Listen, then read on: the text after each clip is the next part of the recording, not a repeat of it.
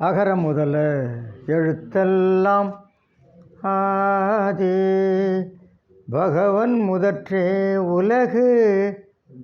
பாக்குப்பன். வணக்கம். இன்று என் சிதறல் வாங்குவோம் நாலடி.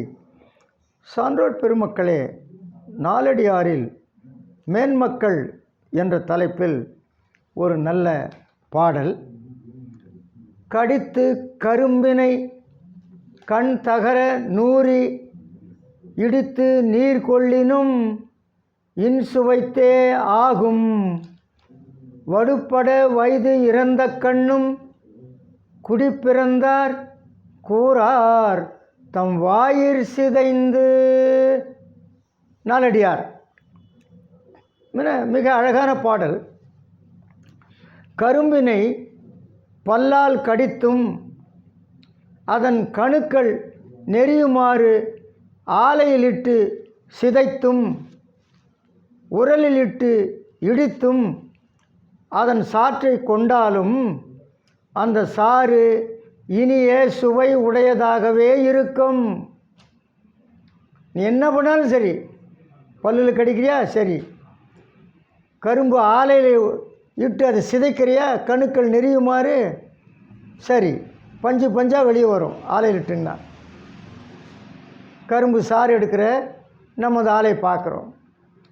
ஆக உரலில் போட்டு இடிக்கிறியா இடி, எப்படி எடுத்தாலும் அந்த கரும்பின் சாறு இனிய சுவை உடையதாகவே இருக்கும், மாறாது.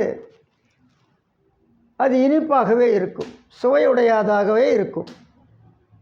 அதுபோல மேன்மக்களின் மனம் புண்ணாகுமாறு பிறர் அந்த மேன்மக்களை இகழ்ந்து உரைத்தாலும் அவர்கள் தம் வாயினால் தீயென சொல்ல மாட்டார்கள், தீய சொற்களை சொல்ல மாட்டார்கள். நீ என்னன்னா சொல்லுப்பா, நீ கண்ணாபின்னான்னு திட்டுப்பா, சிரிச்சுக்கிட்டே அப்படியா.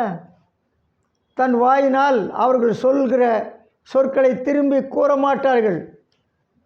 அயோக்கியன் அப்படின்னு கூட சொல்லுப்பா, அப்படியா சரி. முட்டாள் அப்படின்னு கூட சொல்கிறாங்களா, சரி.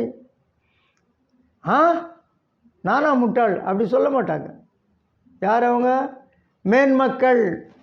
நாம் என்ன சுடு சொற்களை சொன்னாலும் என்ன இகழ்ந்து உரைத்தாலும் மேன்மக்கள் தம் வாயினால் தீய சொற்களை சொல்ல மாட்டார்கள், தீயென சொல்லார்.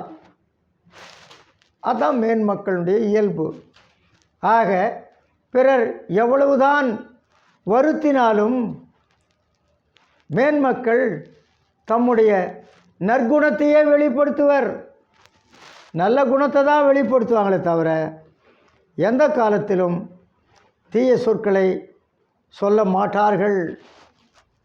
நாமும் அப்படிப்பட்ட மேன்மக்களைப் போல நடந்து கொள்வோமா?